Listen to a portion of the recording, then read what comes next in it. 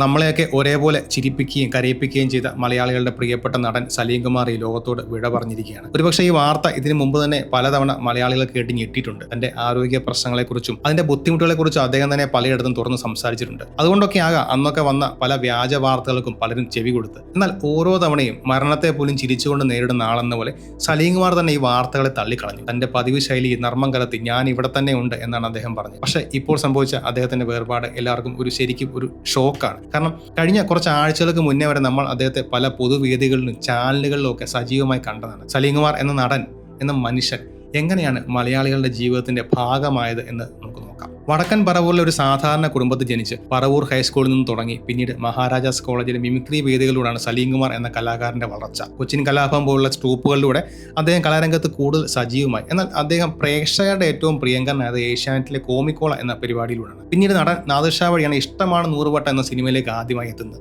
അതിനുശേഷമുള്ള ചെറിയ ചെറിയ തമാശ നിറഞ്ഞ വേഷങ്ങളുടെ സലീം കുമാർ അദ്ദേഹം കൂടുതൽ ശ്രദ്ധിക്കപ്പെട്ടു തുടങ്ങി.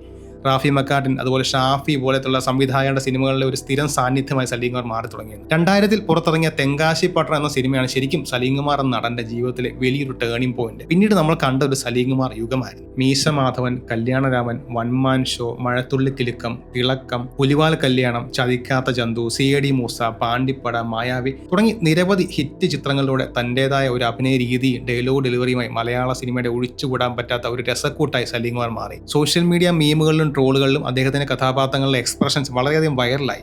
വക്കീൽ മോഹൻഉണ്ണിയും മണവാളനും പ്യാരിയും ഡാൻസ് മാസ്റ്റർ വിക്രവും എല്ലാം മലയാളികളുടെ സ്ഥിരം ചാറ്റുകളുടെ ഭാഗമായി. അതുപോലെ അദ്ദേഹത്തിന്റെ ഹാസ്യ സംഭാഷണങ്ങൾ നമ്മുടെയൊക്കെ ജീവിതത്തിന്റെ സംസാരത്തിന്റെ ഭാഗമായി മാറി. ഇതൊക്കെ ആഘോഷിക്കാൻ കാരണം സലീം കുമാർ വെറും ഒരു ഹാസ്യ നടനായതുകൊണ്ട് മാത്രമായിരുന്നില്ല, മറിച്ച് ഈ അഭിനയത്തിലൊക്കെ ഒരു സാധാരണക്കാരന്റെ നിസ്സഹായതയും കുശുമ്പും കൗശലവും പാരവെപ്പും ഒക്കെ നമുക്ക് ഇഷ്ടപ്പെടുന്ന രീതിയിൽ അദ്ദേഹം അഭിനയിച്ച് ഫലിപ്പിച്ചുകൊണ്ടാണ്. എന്നാൽ ഈ ചിരിയുടെ മുഖത്തിന് പിന്നിൽ അഭിനയത്തിന്റെ വലിയൊരു ലോകം ഒളിച്ചിരിപ്പുണ്ടെന്ന് നമ്മൾ തിരിച്ചറിഞ്ഞ് ലാൽ ജോസ് സംവിധാനം ചെയ്ത അച്ഛനുറങ്ങാത്ത വീട് എന്ന ചിത്രത്തിലൂടെയാണ്.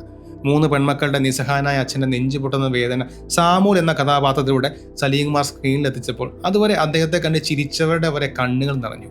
ആ സിനിമയിലെ അഭിനയത്തിന് അദ്ദേഹത്തിന് മികച്ച രണ്ടാമത്തെ നടനുള്ള സംസ്ഥാന അവാർഡ് കിട്ടിയിരുന്നു. കോമഡി മാത്രമല്ല, തനിക്ക് ചെയ്യാൻ പറ്റാത്ത വേഷങ്ങളില്ലെന്ന് അദ്ദേഹം വീണ്ടും വീണ്ടും തെളിയിച്ചു. പെരുമഴക്കാലം, കേരള കഫയിലെ ബ്രിഡ്ജ് പോലെയുള്ള സിനിമകളിലെ കഥാപാത്രങ്ങൾ സലീം കുമാർ എന്ന നടന്റെ റേഞ്ച് എത്ര വലുതാണെന്ന് നമുക്ക് കാട്ടിത്തന്നു. ആ യാത്രയുടെ ഏറ്റവും വലിയ ബഹുമതിയായിരുന്നു ആദാമിന്റെ മകൻ അബു എന്ന ചിത്രത്തിലെ അഭിനയത്തിന് ലഭിച്ച ദേശീയ പുരസ്കാരം.